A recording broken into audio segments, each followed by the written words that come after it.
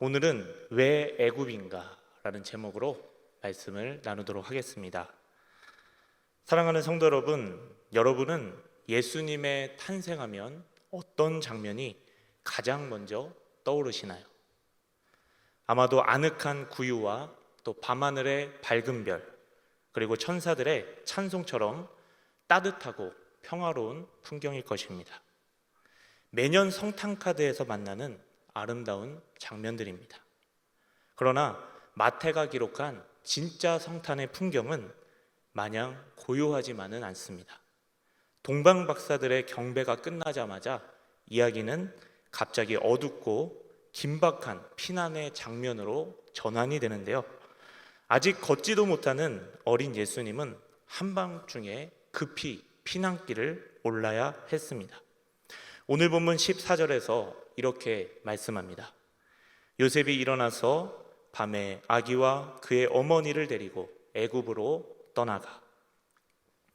예루살렘의 왕 헤롯은 자기 왕자를 지키기 위해 아기를 죽이려 했고, 하나님의 아들은 가장 연약한 아기의 모습으로 어머니 품에 안겨 애굽으로 떠나야 했습니다.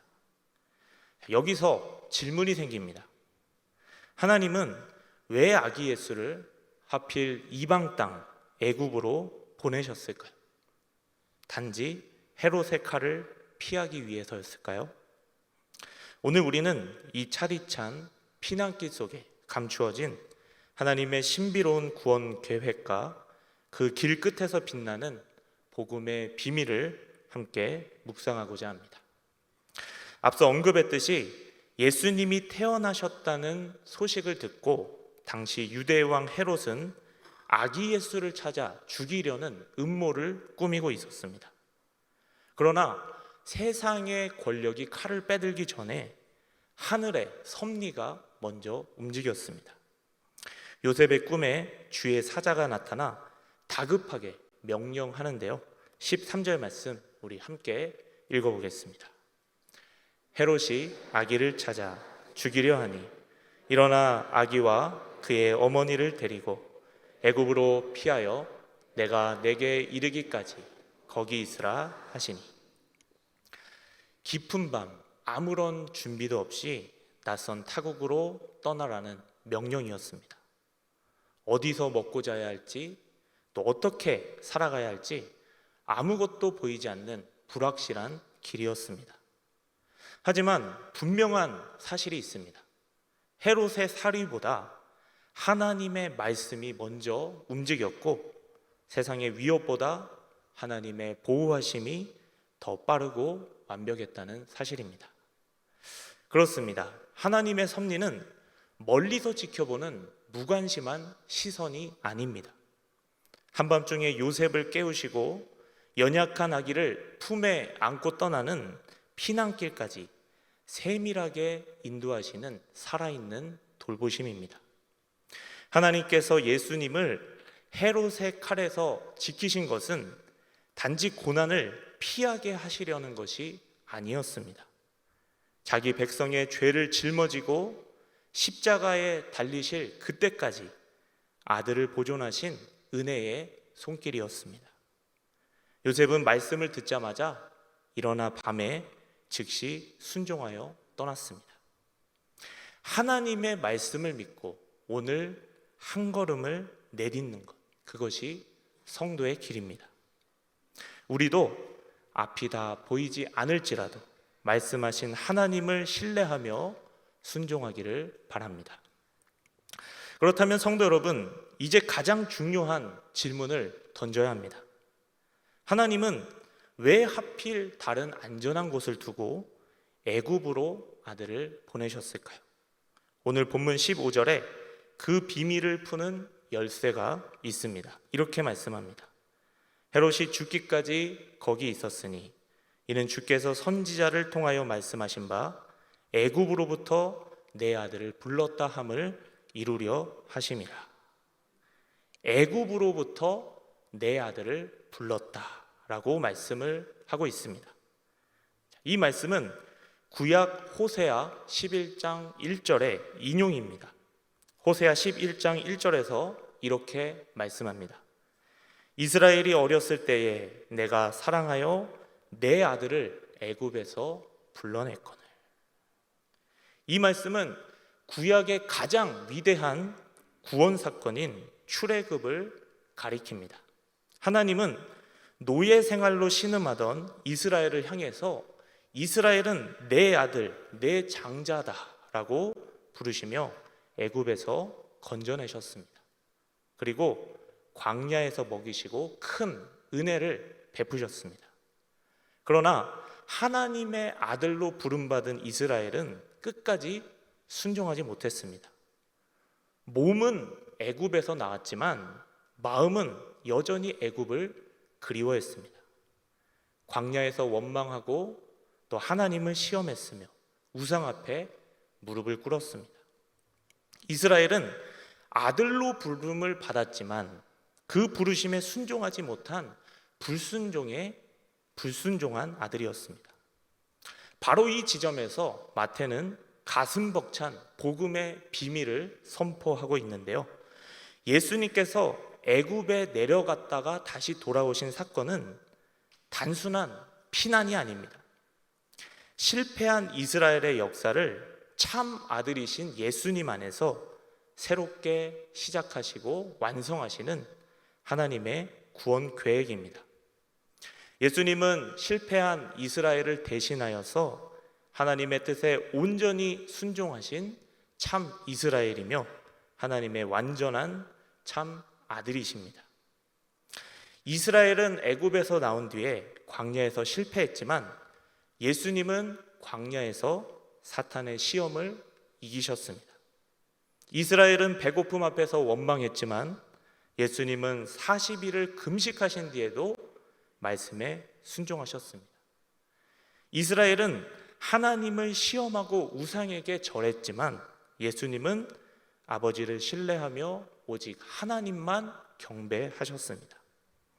이스라엘이 실패한 바로 그 자리에서 예수님은 온전한 순종으로 승리하셨습니다.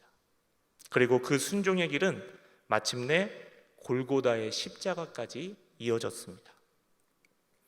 예수님은 우리가 실패한 그 자리에서 대신 순종하셨고 우리가 받아야 할 죄의 형벌을 대신 지셨습니다. 그리하여 죄의 애굽에서 종노릇하던 우리를 불러내어 하나님의 자녀로 삼아주셨습니다. 사랑하는 성도 여러분, 이것이 복음입니다. 실패한 우리를 구원하시기 위해 참 아들이신 예수님께서 우리의 자리에 서신 것입니다.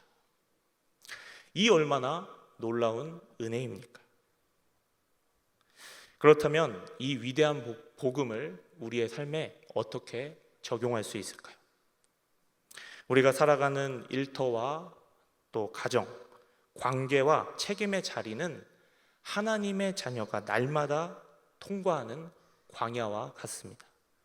우리는 은혜로 구원받았지만 우리 안에 남아있는 옛 본성은 끊임없이 우리를 다시 종의 방식으로 살아가도록 유혹을 합니다. 사실 이 말씀을 준비하면서 저 자신을 돌아보지 않을 수 없었습니다. 목회자인 저 역시 강단에서는 우리는 그리스도 안에서 하나님께 받아들여진 존귀한 자녀입니다 라고 선포를 합니다. 그러나 일상이 바빠지고 또 해야 할 일이 쌓이면 저 또한 마음의 여유를 쉽게 잃곤 합니다. 계획한 일이 뜻대로 흘러가지 않거나 또 예상하지 못한 일이 갑자기 생기면 겉으로는 괜찮은 듯 보여도 속으로는 조급해지고 또 예민해질 때가 있습니다. 하나님께서 제 삶을 붙들고 계시다는 사실을 믿으면서도 마치 내가 모든 일을 붙들고 있어야만 삶이 무너지지 않을 것처럼 행동하는 것입니다.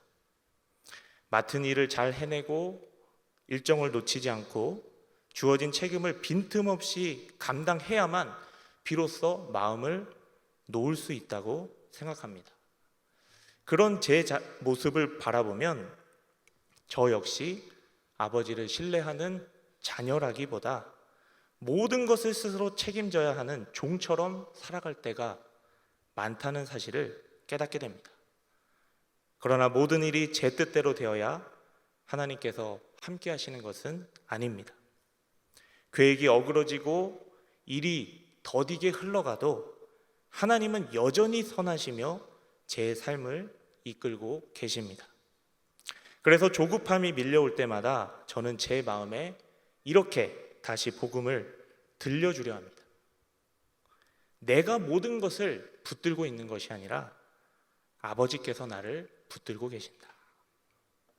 사랑하는 성도 여러분, 이것은 저만의 고백이 아닐 것입니다.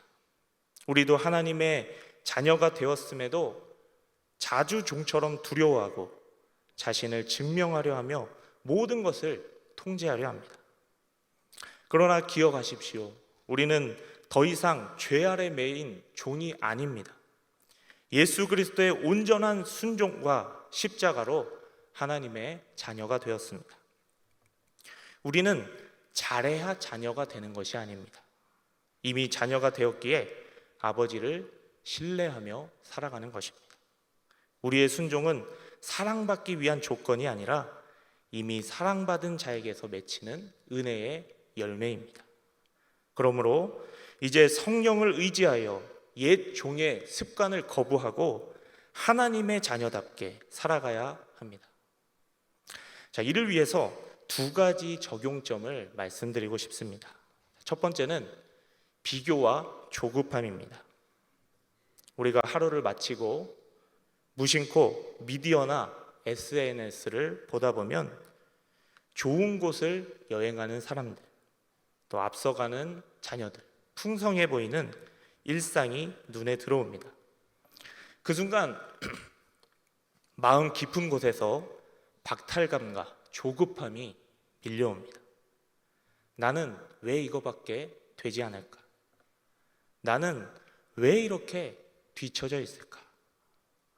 우리는 어느새 하나님께서 주신 삶보다 다른 사람의 삶을 바라보고 세상의 기준으로 자신의 가치를 증명하려 합니다.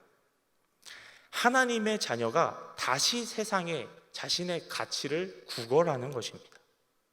바로 그때 휴대전화를 내려놓고 말씀 앞에 서야 합니다. 나는 세상의 평판으로 내 가치를 증명해야 하는 종이 아니다.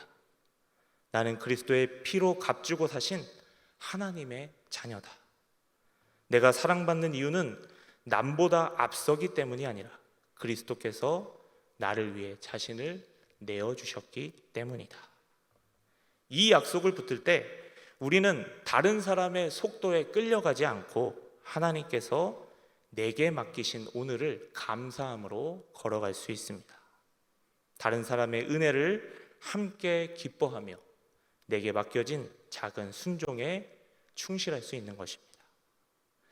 두 번째 적용점은 내 뜻대로 되지 않을 때 찾아오는 원망입니다.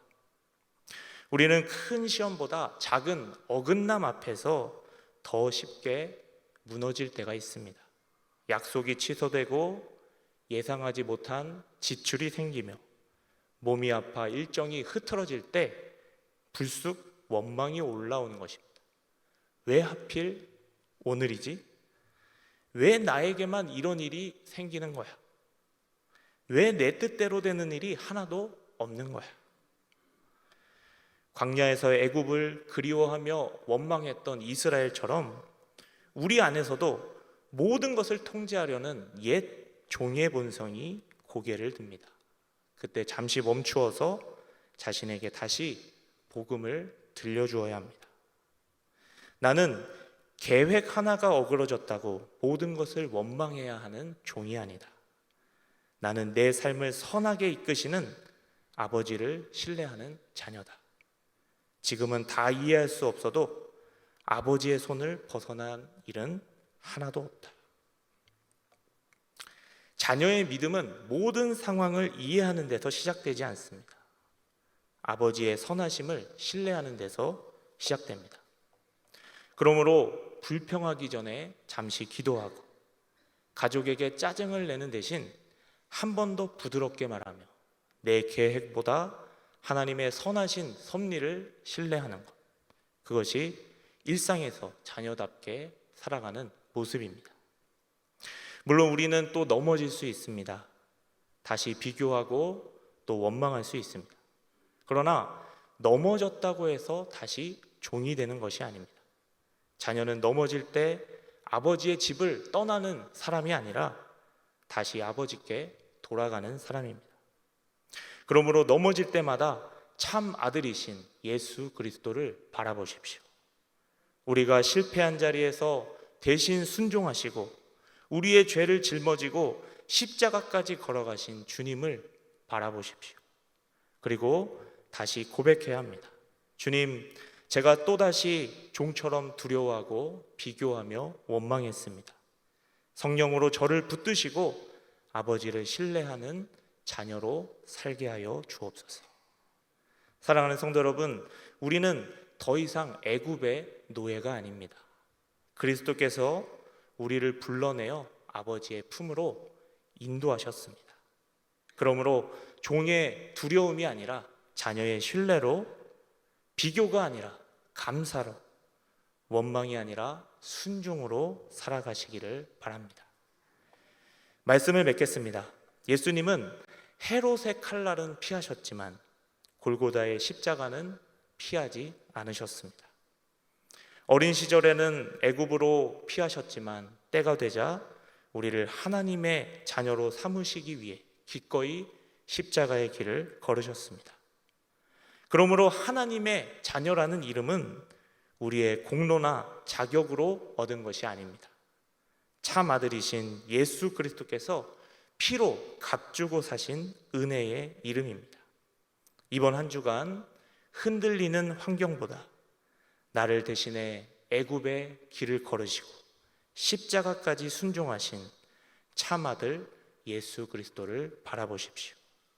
낙심과 원망이 밀려올 때마다 이렇게 고백하십시오. 나는 그리스도 안에서 하나님의 자녀다. 우리를 죄의 애굽에서 불러내신 신실하신 아버지께서 이번 한 주간도 우리의 모든 걸음을 붙드실 것입니다. 그 은혜를 의지하여 하나님의 자녀답게 살아가는 저와 여러분이 되시기를 주님의 이름으로 축원합니다.